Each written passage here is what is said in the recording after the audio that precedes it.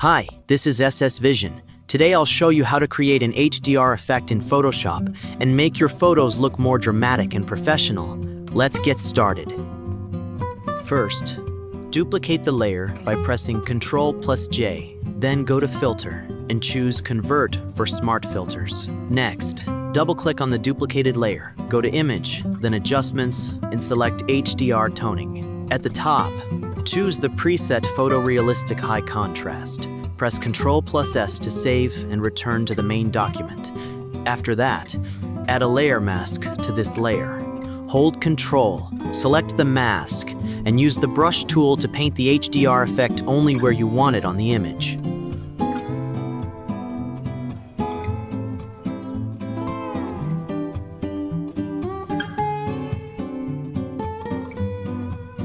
Thanks for watching. Don't forget to like and subscribe for more Photoshop tutorials.